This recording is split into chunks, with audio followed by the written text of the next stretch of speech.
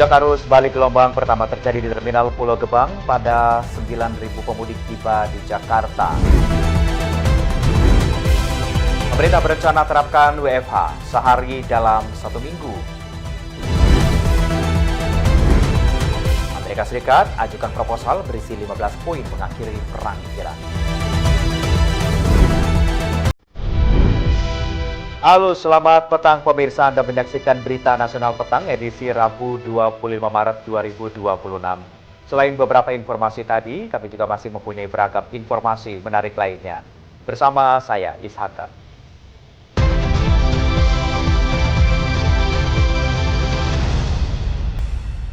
Informasi pertama di petang ini pemirsa, arus balik mudik lebaran 2026 di Terminal Terpadu Pulau Gebang mulai memasuki puncak gelombang pertama pada Selasa dan hari ini. Hingga pada Rabu pagi, sebanyak 9.925 penumpang arus balik tiba di Jakarta melalui terminal ini. Arus balik mudik lebaran 2026 di Terminal Terpadu Pulau Gebang memasuki puncak gelombang pertama pada Selasa dan Rabu 24 dan 25 Maret 2026. Ribuan penumpang tiba dari Jawa Tengah, Jawa Timur, dan Sumatera. Total kedatangan terus meningkat seiring berakhir cuti bersama.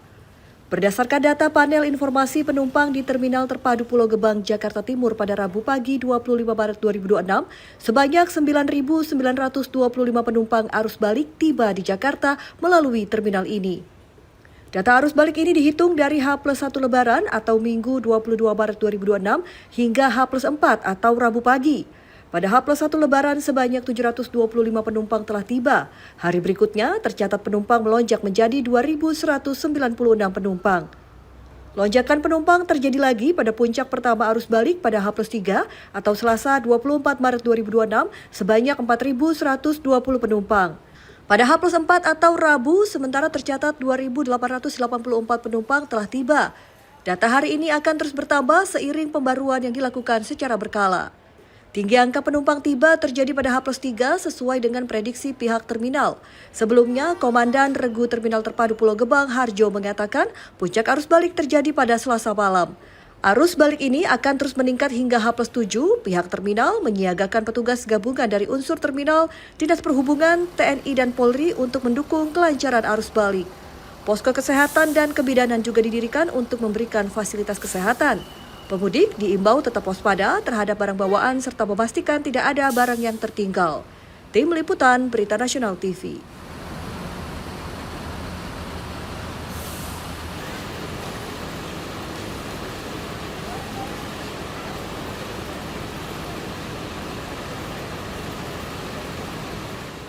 Ya pemirsa, pemudik menuju Pulau Jawa melalui Pelabuhan Bakauheni Lampung mencapai 142.000 orang.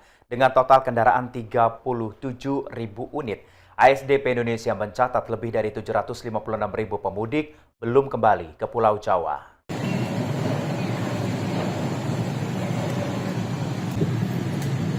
Jumlah pemudik menuju Pulau Jawa melalui Pelabuhan Bakauheni Lampung terus meningkat. Para pemudik mulai memadati pelabuhan. Hingga H+3 atau Selasa 24 Maret 2026, periode arus balik Lebaran 2026 tercatat sebagian besar pemudik belum kembali ke Pulau Jawa melalui pelabuhan ini.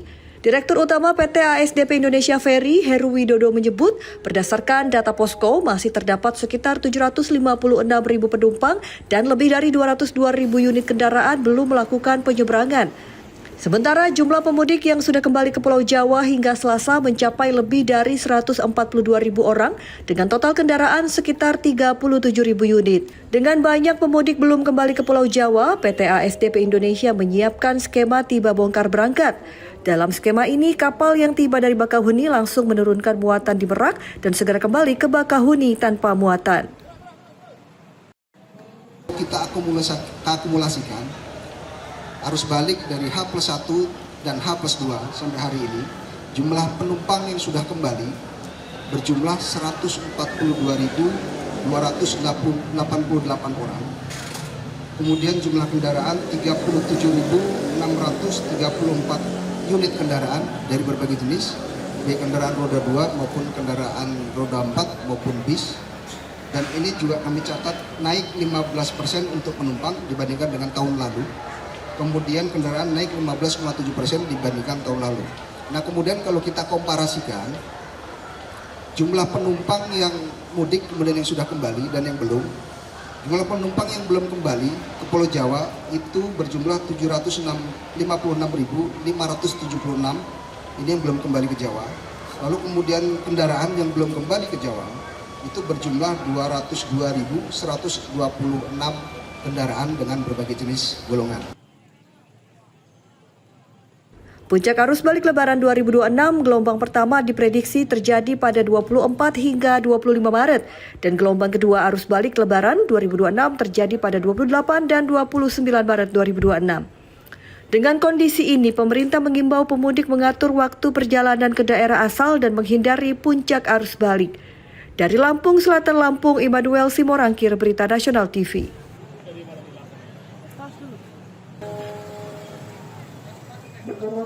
Kendaraan pemudik terjebak antrian panjang hingga 4 km di ruas jalur utama Pantura, Palimanan, Kabupaten Cirebon, Jawa Barat. Kendaraan dinominasi sepeda motor dan juga mobil pribadi bergerak merayap. Mencairkan kepadatan, polisi mengatur manual di simpang Palimanan.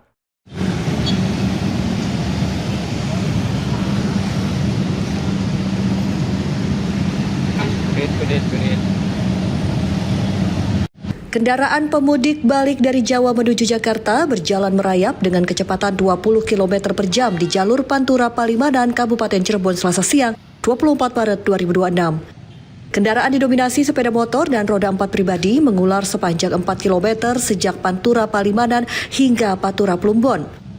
Bahkan sesekali arus kendaraan terhenti akibat padat jalur dari Jawa dan Bandung. Pada H+2 Lebaran atau Senin 23 Maret 2026, volume kendaraan di ruas arteri mengalami lonjakan signifikan. Sejak Senin dini hari, arus kendaraan mengalir deras tak terputus memenuhi jalan arteri.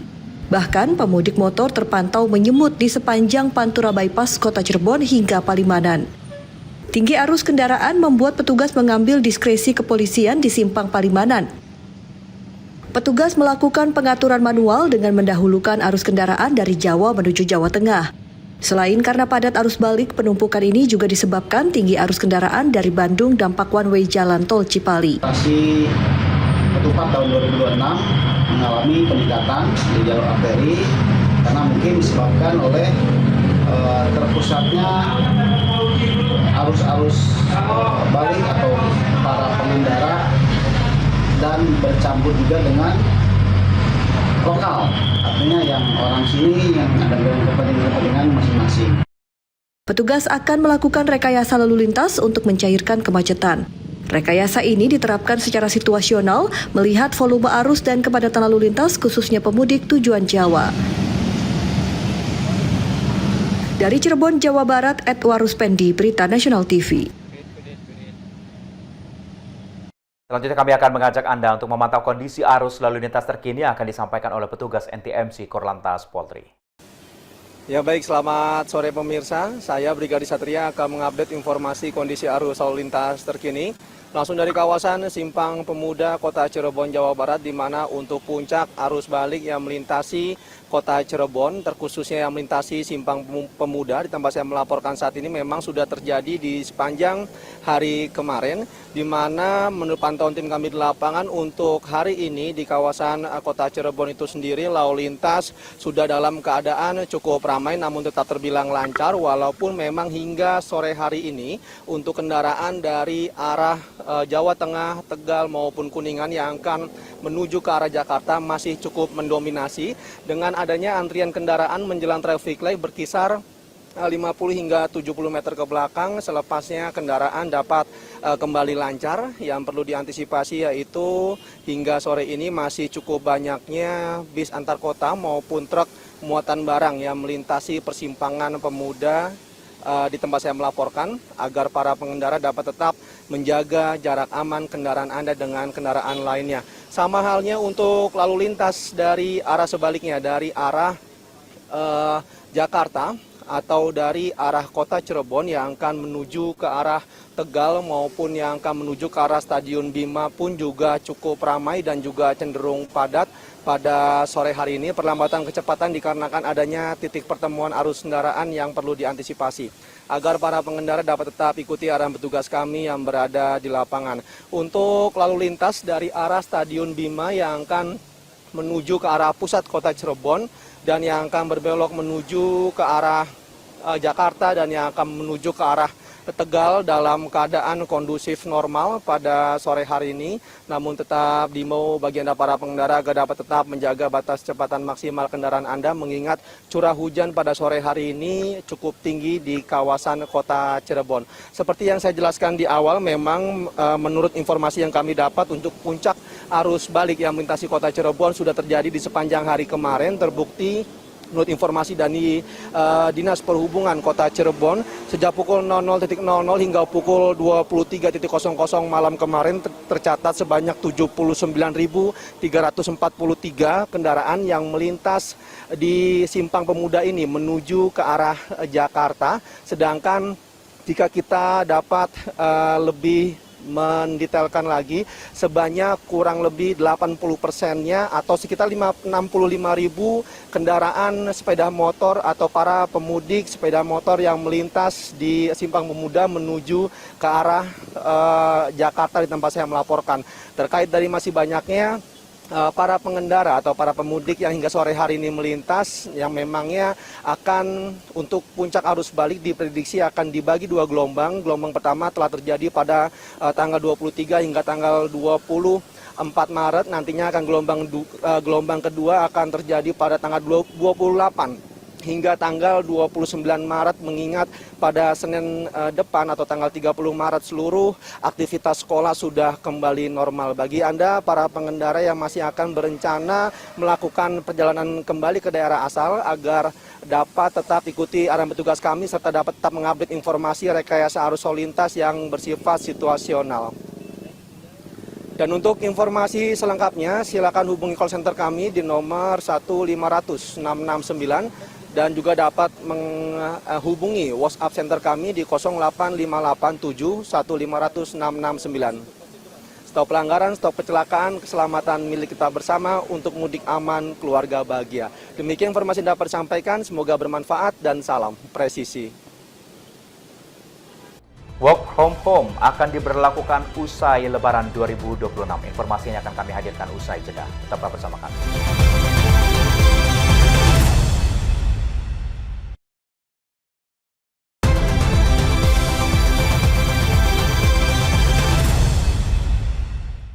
Anda kembali bersama kami di Berita Nasional Petang. Pemirsa, pemerintah terus menjaga ketahanan fiskal nasional di tengah tekanan global dan kenaikan harga energi. Berbagai langkah efisiensi dan antisipasi disiapkan demi menjaga defisit APBN tetap di bawah 3%. Salah satunya, pemerintah berencana menerapkan kebijakan work from home atau WFH 1 hari dalam 5 hari kerja setelah Lebaran 2026. Pemerintah terus memperkuat ketahanan fiskal nasional di tengah dinamika global termasuk kenaikan harga energi. Hal ini disampaikan Menteri Koordinator Bidang Perekonomian Airlangga Hartarto usai mengikuti rapat bersama Presiden Prabowo Subianto di Kompleks Istana Kepresidenan Jakarta. Dalam arahannya, Presiden menekankan penting menjaga defisit anggaran pendapatan dan belanja negara atau APBN tetap di bawah 3%. Untuk menjaga target tersebut, pemerintah melakukan langkah efisiensi di berbagai kementerian dan lembaga. Melalui upaya penghematan anggaran secara menyeluruh, pemerintah optimistis defisit APBN dapat terkendali sesuai batas yang telah ditetapkan sekaligus menjaga stabilitas ekonomi nasional. Arahan Bapak Presiden yang pertama tentu yang terkait dengan kita menjaga APBN agar defisit tetap di bawah 3% dan sesuai dengan arahan pada saat sidang kabinet paripurna dan sudah dirapatkan dengan kementerian teknis, itu dilakukan efisiensi dari berbagai KL. Dan dengan efisiensi berbagai KL itu defisit 3% bisa dijaga. Kemudian yang kedua, itu yang terkait dengan kenaikan harga BBM. Selain itu, pemerintah juga menyiapkan langkah antisipatif terhadap dampak kenaikan harga bahan bakar minyak dan komoditas lainnya. Salah satu upaya dilakukan adalah meningkatkan volume produksi batu bara melalui penyesuaian rencana kerja dan anggaran biaya. Di sektor energi, pemerintah juga mendorong percepatan konversi pembangkit listrik tenaga diesel menjadi tenaga surya guna menekan biaya energi di tengah tingginya harga minyak. Pemerintah turut mengkaji kebijakan fleksibilitas kerja melalui skema work from home 1 hari dalam 5 hari kerja. Langkah ini diharapkan bisa mengurangi konsumsi bahan bakar hingga 20% dari kondisi normal. Skema ini rencananya tidak hanya diterapkan bagi aparatur sipil negara, namun juga didorong untuk diadopsi sektor swasta dan pemerintah daerah sebagai bagian dari upaya terpadu menjaga efisiensi dan ketahanan energi nasional. Kemudian yang terakhir terkait dengan kajian bahwa dengan tingginya harga minyak maka perlu efisiensi daripada waktu kerja di mana akan dibuka fleksibilitas untuk work from home dalam 1 hari dalam 5 hari. Tim Liputan Berita Nasional TV. Sementara itu hujan disertai angin kencang membuat tebing setinggi 50 meter longsor. Tanah longsor ini menimpa jalan. Evakuasi menggunakan alat berat pun untuk mempercepat proses evakuasi material tanah yang menimpa kawasan ini.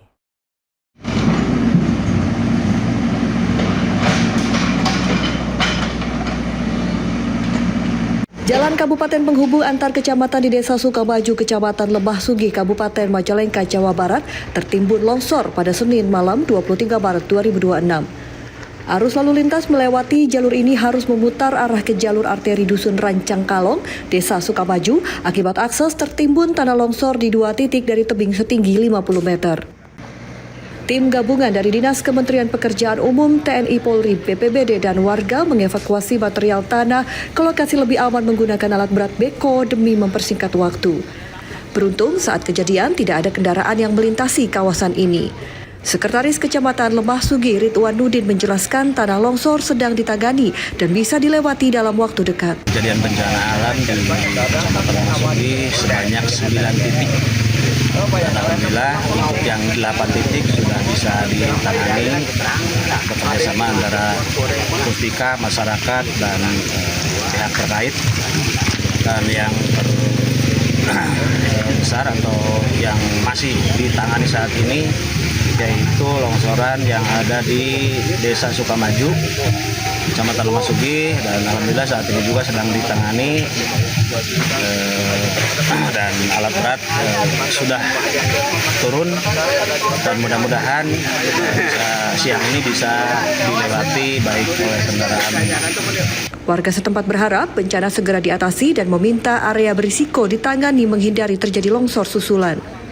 Kelapa 2 Padarek ini tertutup dengan longsor dengan yang luar biasa menurut kami di sini karena baru kali ini seingat saya terjadi longsor seperti ini.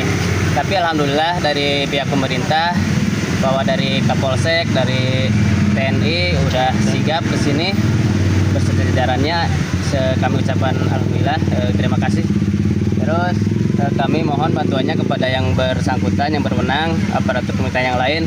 Mudah-mudahan segera teratasi dan tidak hanya menetralisir jalan, tapi kami minta area-area yang sangat berisiko ini jangan sampai terulang lagi kemudian hari gitu. Dihitung-hitung ada 9 kejadian dalam sepekan bencana menimpa wilayah Kecamatan Lembah Sugih, Kabupaten Majalengka, di antaranya tanah longsor, pergerakan tanah, banjir bandang, dan rumah tersambar petir. Dari Majalengka, Jawa Barat, Edward Ruspendi, Berita Nasional TV. Pemirsa, diduga akibat remblong, minibus penuh penumpang usai mudik lebaran mengalami kecelakaan lalu lintas di Desa Manis, Majalengka, Jawa Barat. Sopir dan 5 penumpang tewas. 2 korban luka berat dan 13 luka ringan merupakan warga Karawang, Jawa Barat.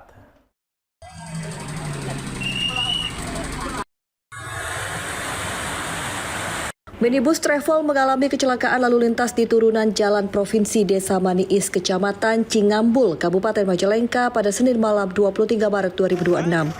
Saat kecelakaan, minibus dalam keadaan penuh penumpang. Dari 21 penumpang berasal dari kota Karawang usai mudik lebaran di Tasikmalaya. 6 orang dinyatakan meninggal dunia, 2 luka berat dan 13 luka ringan. Korban sempat dirawat di Rumah Sakit Talaga, namun keterbatasan tempat tidur akhirnya korban dirujuk ke Rumah Sakit Majalengka dan Rumah Sakit Cederes. Hasil penyelidikan awal, mobil diduga mengalami remblong, sopir tidak bisa menguasai medan turunan, hingga akhirnya mobil terjun ke parit kedalaman 2,5 meter. Rencananya rombongan akan berwisata ke Pangandaran menggunakan jalur arteri untuk menghindari kemacetan. Namun naas, di perjalanan mengalami kecelakaan tragis. Untuk mengecek kelayakan kendaraan angkutan umum, Dinas Perhubungan Kabupaten Majalengka memeriksa fungsi-fungsi minibus dari mulai rem, ban, kir, sehingga bisa mengetahui penyebab kecelakaan lalu lintas. Warga setempat melihat peristiwa kecelakaan menerangkan kendaraan travel alami remblong saat di turunan. Bu, ngobrol, Bu, kejadian tadi malam itu seperti apa Ibu? Sepertinya blong rem, Remblong, di sana tuh ke bawah. ke bawah. Ya. Itu Mobilnya teh dari arah mana Bu? atas, dari arah atas. Dari arah barat. Ya dari Tasik dari sana. Kondisinya sekitar jam berapa Bu? Jam 11. Jam 11 lebih. Rencana mereka tadinya mau kemana Bu katanya Bu? Ya, Mau kemana rombongan itu Bu? nggak tahu ya. Katanya mah dari Tasik. Karawang. Cuman pas mau ke sana keburu kecelakaan. Di tempat terpisah, Kabid Teknik Keselamatan dan Angkutan Dinas Perhubungan Kabupaten Majalengka duduk menjelaskan pihaknya mengidentifikasi apakah penyebab kecelakaan dari komponen kendaraan atau human error. Karena dengan kondisi kendaraan yang rusak berat, terutama di bagian depan, ya, jadi kita belum bisa mengidentifikasi apakah rem juga masih tertutup. Ya, kalau dilihat dari minyak rem kayaknya sudah tidak layak. Ya, kalau dilihat dari hasil pengujian kurang layak dari minyak remnya. Kalau untuk pedal rem belum diidentifikasi. Terus kabel rem juga sudah putus. Ya, apakah memang itu putus dari sebelum kecelakaan atau setelah kecelakaan masih kita identifikasi. Selanjutnya, kasus kecelakaan lalu lintas ini ditangani Satlantas Polres Majalengka. 57. Dari Majalengka, Jawa Barat, Edward Ruspendi, Berita Nasional TV. Ratusan knalpot brong dan puluhan senjata mainan berpeluru jeli dan juga plastik dimusnahkan polisi di Makassar, Sulawesi Selatan. Seluruh barang bukti ini merupakan hasil dari sitaan patroli gabungan Tripika, Kecamatan Talo selama Ramadan. Bisa Pak, bisa. Sebanyak 102 knalpot brong serta 20 senjata mainan berpeluru jeli dan plastik dimusnahkan unsur Tripika Kecamatan Talo di halaman Mapolsek Talo, Kota Makassar, Sulawesi Selatan, Rabu 18 Maret 2026. Ratusan knalpot bising dan puluhan senjata mainan ini merupakan hasil sitaan personel gabungan selama patroli Kamtipmas di sejumlah titik rawan di bulan Ramadan. Pemusnahan dilakukan dengan cara memotong knalpot menggunakan mesin las, sementara senjata mainan dihancurkan dengan palu agar tidak bisa digunakan kembali. Sangat mendukung upaya yang kami lakukan dari Tripika Kecamatan Talo, di mana kami tiap minggunya selalu melakukan patroli gabungan dengan Tripika. Dan alhamdulillah hasilnya pada hari ini kami berhasil memusnahkan daripada hasil yang kami tangkap selama ini, itu misalnya senjata mainan dan berupa knalpot. Penggunaan knalpot brong dinilai sangat meresahkan masyarakat karena suaranya yang bising dan melanggar aturan lalu lintas. Sementara senjata mainan disita karena sering disalahgunakan untuk aksi perang-perangan di jalan raya yang berpotensi memicu tawuran antar kelompok serta mengganggu pengguna jalan. Saat kegiatan bulan Ramadan, yang mana senjata mainan ini kita amankan pada saat kita melakukan patroli gabungan dan ditemukan beberapa anak melakukan permainan perang-perangan di jalan raya yang bukan pada tempatnya. Kemudian untuk knalpot brong sendiri itu kita amankan pada saat kegiatan subuh hari ataupun setelah sholat tarawih, yang mana kegiatan tersebut mengganggu atau membuat bising pada saat terjadinya atau kegiatan sholat tarawih ataupun kegiatan sholat subuh. Selain penyitaan barang bukti, para pengendara yang terjaring dikenakan sanksi tilang. Kendaraan mereka diamankan di Mapolsek Talo hingga pemilik bisa menunjukkan surat-surat resmi serta mengembalikan kelengkapan kendaraan sesuai standar. Dari Makassar, Sulawesi Selatan, Berita Nasional TV. Kita beralih ke informasi lain pemirsa, seekor biawak masuk ke dalam area wudhu masjid di kawasan Cengkareng, Jakarta Barat. Petugas damkar dan pengurus masjid mengevakuasi biawak sepanjang 1,5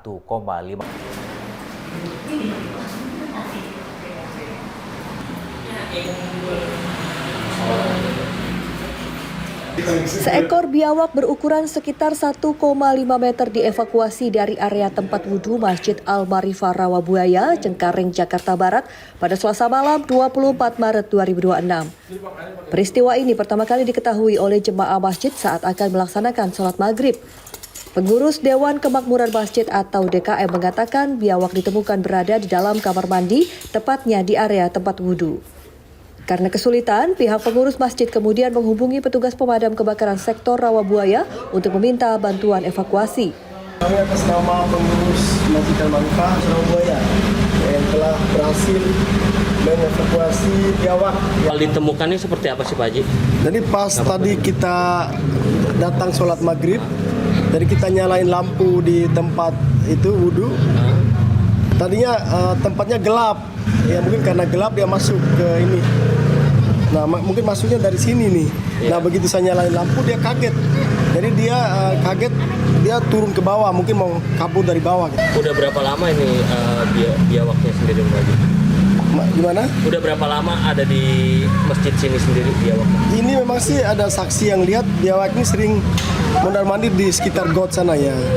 Petugas damkar yang tiba di lokasi sempat mengalami kendala karena akses menuju titik keberadaan biawak tergolong sempit. Meski demikian, setelah berjibaku selama kurang lebih 30 menit, biawak berhasil diamankan. Kalau untuk kesulitan mungkin tadi karena kejepit aja, jadi kita berusaha keras tadi untuk menyelamatkan biawak tersebut. Untuk biawaknya sendiri ini gede atau gimana Bang ukurannya? Ya kurang lebih ada 1,5 meter lipat. 1 meter lebih. Berhasil dievakuasi sendiri berapa lama nih Bang? Kurang lebih 30 menit kali Pak. Setelah dievakuasi, biawak selanjutnya akan diserahkan kepada pihak Balai Konservasi Sumber Daya Alam atau BKSDA agar bisa dikembalikan ke habitat asalnya. Tim Liputan, Berita Nasional TV.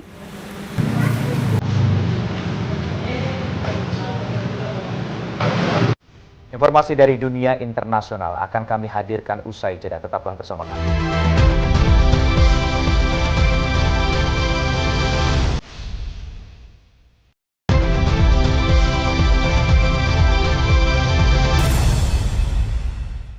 Anda kembali bersama kami di Berita Nasional Petang. Pemirsa, Presiden Amerika Serikat Donald Trump mengaku berbagi kendali atas Selat Hormuz, jalur perairan yang paling strategis, menampung 20% pasokan energi global. Di sisi lain, Teheran menegaskan tidak ada dialog dengan pemerintahan Trump.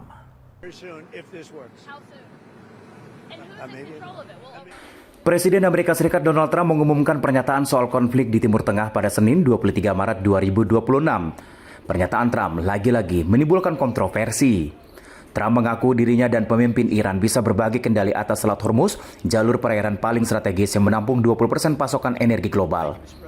Dilaporkan dari The Middle East Eye, pernyataan ini sebagai upaya terbaru Trump meredakan tensi peperangan. Trump mengklaim pembicaraan sedang berlangsung untuk mengakhiri perang Amerika Serikat dan Israel terhadap Iran. Sebelumnya Trump mengultimatum Iran akan menyerang jaringan pembangkit listrik Iran jika Teheran tidak membuka Selat Hormuz. Mendadak menjelang akhir waktu ultimatum, Trump mengklaim ada pembicaraan dengan Teheran sepanjang Minggu 22 Maret 2026. Trump mengklaim kedua negara terlibat percakapan sangat baik dan produktif tentang mengakhiri perang. Di sisi lain, Teheran menegaskan tidak ada dialog dengan pemerintahan Trump, meski diakui pada upaya dari negara-negara kawasan menurunkan ketegangan. Pemerintahan Trump baru-baru ini mencabut sanksi minyak Iran di laut. Amerika Serikat mengatakan langkah ini untuk mengurangi tekanan harga energi. Hal ini justru menciptakan keuntungan besar bagi Teheran. Setelah 1 dekade, Iran menanggung sanksi, melumpuhkan, dan kini membalikan keadaan dan memberlakukan aturannya sendiri di Selat Hormuz dengan menggunakan kekuatan militer. Ketidakmampuan pemerintahan Trump menjamin keamanan di jalur perairan menjadi aib besar dan memicu laporan tentang potensi invasi darat ke Iran. Dilaporkan, 17 kapal diserang Iran di Teluk sejak perang dimulai pada Sabtu 28 Februari 2026. Mitra-mitra Amerika Serikat di Teluk Arab terhalang mengirimkan minyak dan gas mereka melalui Selat Hormuz.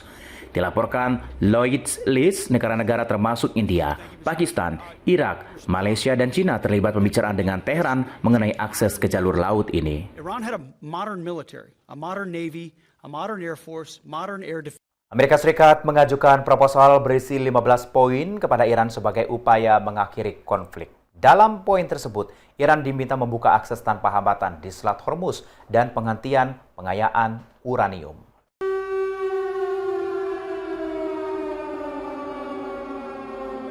Amerika Serikat dilaporkan mengirimkan proposal berisi 15 poin kepada Iran sebagai upaya mengakhiri konflik di Timur Tengah. Laporan ini pertama kali diungkap pada Selasa 24 Maret 2026, mencakup pembatasan ketat program nuklir Iran dan pembukaan Selat Hormuz. The New York Times mengutip dua pejabat menerangkan proposal disampaikan melalui Pakistan yang menawarkan diri sebagai mediator. Media Israel The Channel 12 melaporkan Amerika Serikat dan Iran akan menyepakati gencatan senjata selama 1 bulan.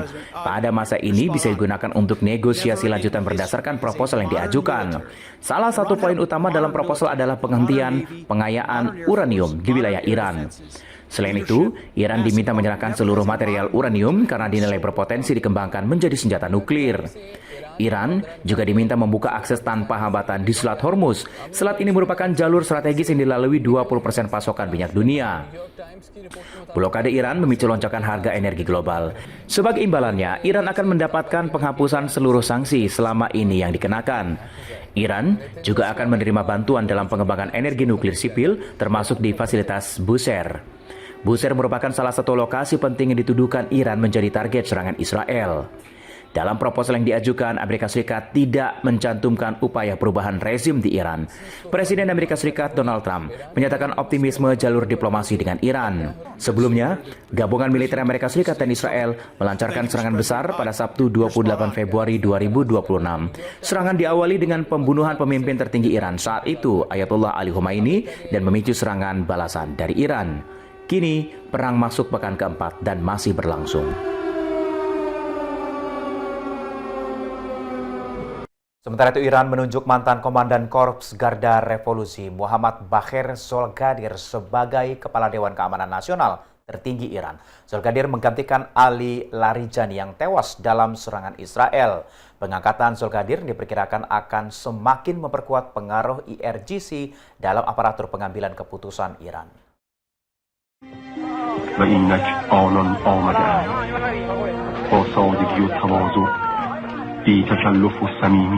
Iran menunjuk mantan Komandan Korps Garda Revolusi atau IRGC Muhammad Bagher Zolgadir sebagai Kepala Dewan Keamanan Nasional tertinggi yang baru pada Selasa 24 Maret 2026. Zolgadir menggantikan Ali Larijani yang tewas dalam serangan Israel pada pekan lalu.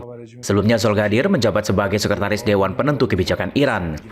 Diberitakan dari West Asia News Agency, setelah perang Iran-Irak, Zolgadir ditunjuk sebagai Kepala Staf Gabungan Korps Garda Revolusi Islam selama 8 tahun. Kemudian sebagai Wakil Panglima Tertinggi IRGC selama 8 tahun. Pada 19 September 2021, Zolgadir diangkat sebagai Sekretaris Dewan Penentu Kebijakan dengan persetujuan pemimpin tertinggi. Pengangkatan Zolgadir menandakan pergeseran struktur kepemimpinan lebih berorientasi pada keamanan di Iran. Ini bagian perombakan kepemimpinan Iran saat eskalasi militer berlangsung menghadapi serangan Amerika Serikat dan juga Israel. Pengangkatan Zolgadir diperkirakan akan semakin memperkuat pengaruh IRGC dalam aparatur pengambilan keputusan Iran. Informasi lainnya akan kami hadirkan usai jeda. Tetaplah bersama kami.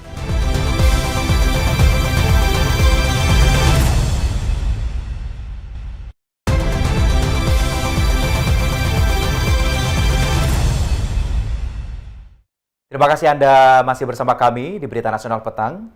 Pemirsa, Israel ini menyebut Iran menggunakan amunisi tandan atau jenis hulu ledak baru dalam serangan terbaru ke wilayah Tel Aviv. Serangan ini menyebabkan kerusakan parah di sejumlah bangunan. Penggunaan amunisi tandan oleh Iran dalam konflik dengan Israel menjadi sorotan dunia.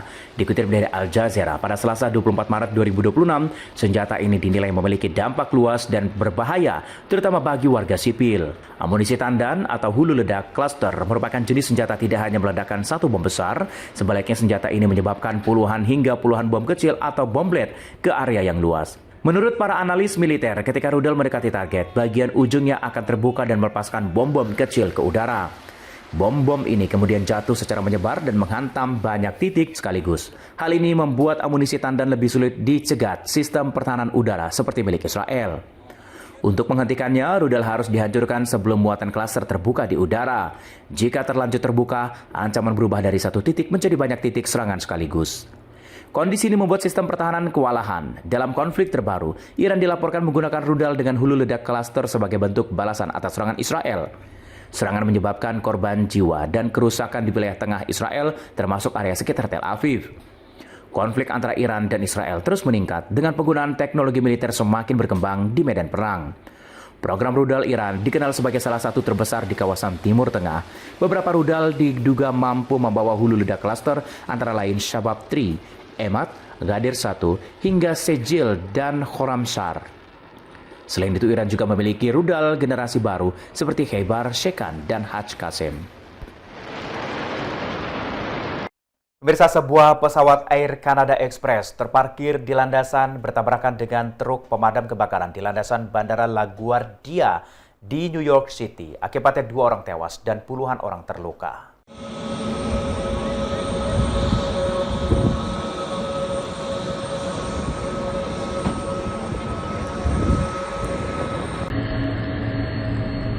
Sebuah pesawat Air Canada Express terparkir di landasan bertabrakan dengan truk pemadam kebakaran di landasan Pacu 4 di Bandara LaGuardia di New York City, Amerika Serikat pada Minggu malam 22 Maret 2026. Pesawat ini membawa 72 penumpang dan 4 orang awak kabin. Pilot dan kopilot meninggal dalam kecelakaan ini. Sementara 72 penumpang dipastikan selamat, berada di antaranya mengalami luka-luka. Sebanyak 41 penumpang dan awak kabin dibawa ke rumah sakit, begitu juga dengan petugas yang berada di kendaraan dalam damkar. Otoritas penerbangan Amerika Serikat melakukan penyelidikan untuk mengetahui penyebab pasti kecelakaan. Rekaman komunikasi menunjukkan ada situasi darurat sebelum kejadian, masih dialami tim investigasi.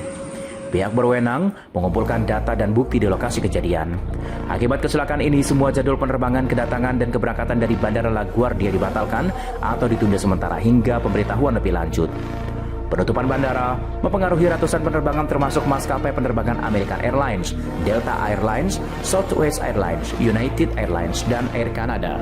Dinas Pemadam Kebakaran Kota New York meminta masyarakat mengantisipasi penutupan jalan dan kemacetan lalu lintas akibat kecelakaan.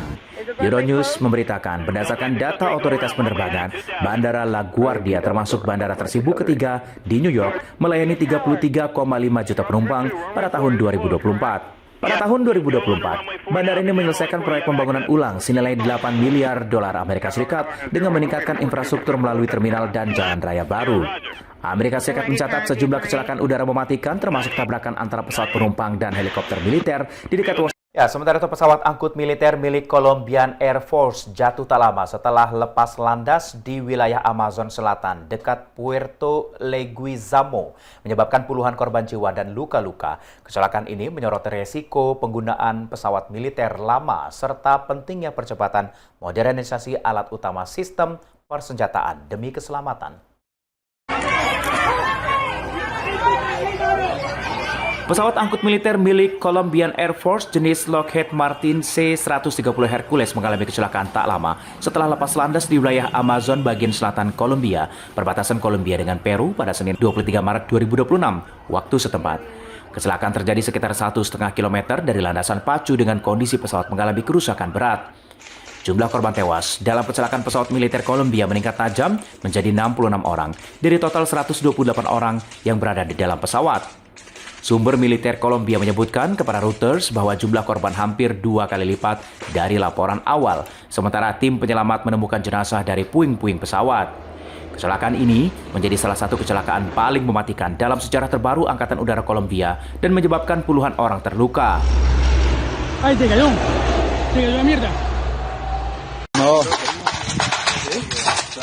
Menteri Pertahanan Kolombia Pedro Sanchez menyatakan kecelakaan terjadi ketika pesawat sedang melakukan prosedur lepas landas.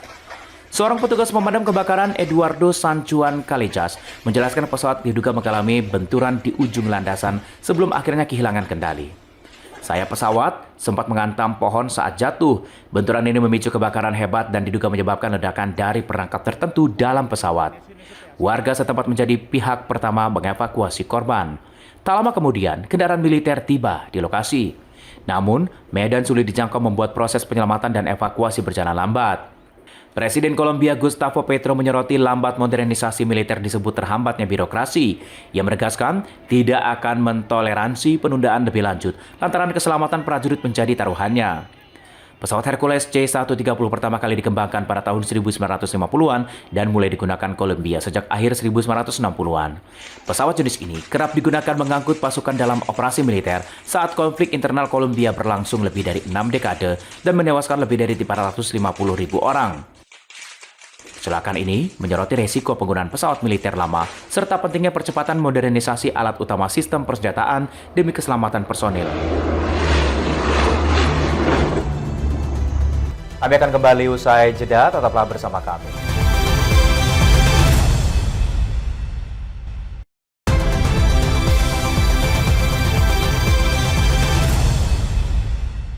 Anda kembali bersama kami di Berita Nasional Petang.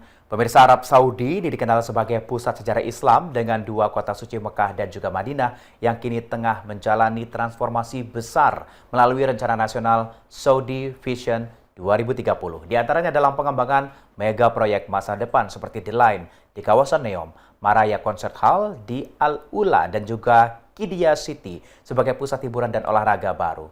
Seperti apa rencana Saudi Arabia ke depan? Berikut tayangannya untuk Anda.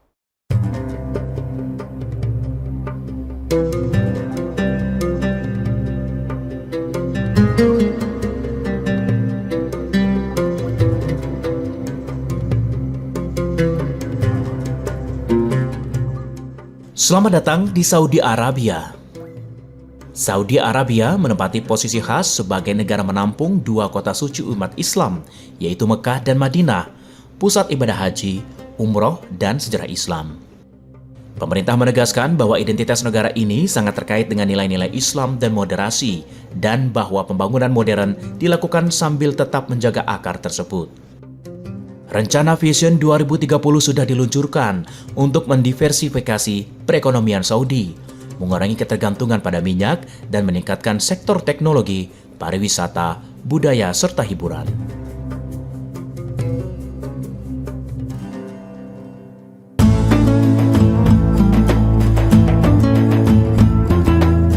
The Line adalah proyek kota linier futuristik dalam kawasan Neom di barat laut Arab Saudi. Dirancang tanpa mobil pribadi, tanpa jalan raya konvensional, dan tanpa emisi karbon dari transportasi. Kawasan ini dirancang dengan tujuan untuk menjaga sekitar 95% dari lahan sebagai alam terbuka. The Line akan menggunakan sistem kereta cepat internal. Seluruh transportasi akan menggunakan energi listrik terbarukan dan sistem infrastruktur canggih seperti smart grid, AI, manajemen air dan limbah yang akan mendukung kehidupan sehari-hari. Proyek ini dimaksudkan menjadi model global untuk kota masa depan, menggabungkan manusia, alam, dan teknologi. Sebagai bagian dari strategi Vision 2030, The Line berfungsi sebagai pendorong investasi global, teknologi, dan pengembangan ekonomi baru di Arab Saudi.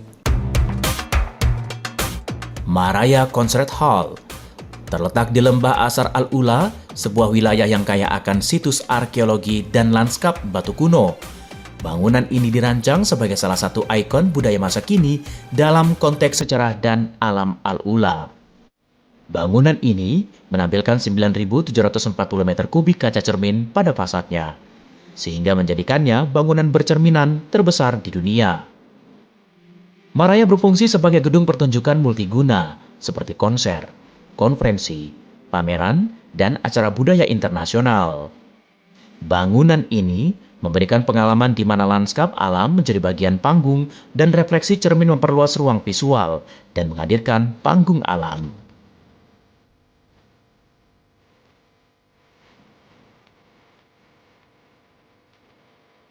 Qiddiya City adalah proyek giga, yaitu hiburan yang dikembangkan oleh Qiddiya Investment Company di bawah dana publik Arab Saudi. Berjarak sekitar 40 km dari pusat Riyadh. Proyek ini menggunakan filosofi Power of Play yang menciptakan kota hiburan, olahraga, budaya, dan residensial dalam satu kawasan terpadu. Di dalam Qiddiya terdapat taman tema bertaraf internasional dan taman air Aquarabia dengan 22 wahana di 8 zona tematik. Selain hiburan, akan terdapat distrik gaming and e-sport, fasilitas olahraga, seni dan budaya, serta kawasan residensial yang mendukung kehidupan warga dan pengunjung. Qiddiya bukan hanya destinasi wisata, proyek ini diharapkan menciptakan ribuan lapangan pekerjaan dan memperkuat ekonomi nasional melalui diversifikasi sejalan dengan Vision 2030.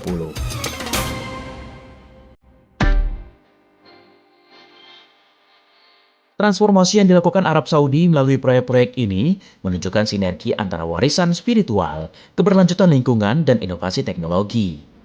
Dari The Line sebagai model kota masa depan, Maraya sebagai ikon budaya, hingga Qiddiya sebagai pusat hiburan global, semuanya menunjukkan bagaimana negara ini melangkah ke masa depan tanpa melepaskan akar sejarahnya.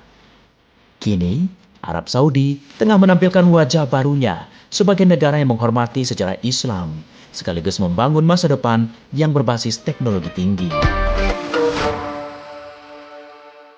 Pemirsa, aktor Michael B. Jordan ini meraih penghargaan aktor terbaik di ajang Academy Award melalui perannya di film Sinners. Kemenangan ini menjadi momen penting dalam karirnya sekaligus menorehkan sejarah baru. Untuk merayakan kemenangan, Michael B. Jordan mengunjungi restoran cepat saji In dan Out Burger di kawasan Hollywood setelah acara.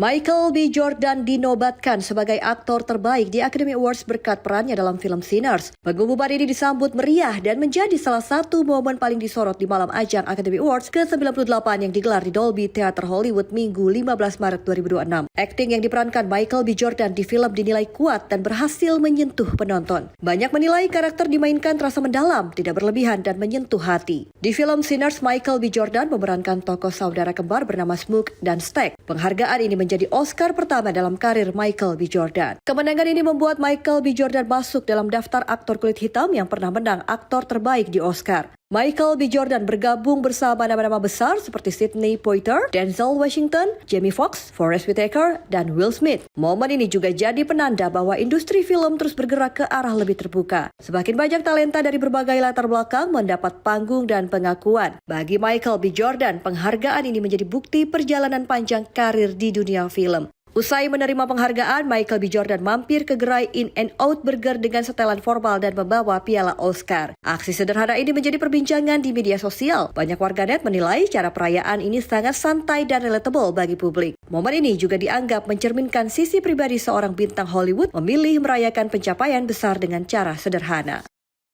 Sidney Poitier, Denzel Washington, Halle Berry, Jamie Foxx, Forest Whitaker, Will Smith. Informasi tadi juga sekaligus mengakhiri perjumpaan kita di Berita Nasional petang kali ini. Akhirnya saya Ishakan yang mewakili seluruh kru dan kerabat kerja yang bertugas pamit dari hadapan Anda. Selamat petang. Sampai jumpa.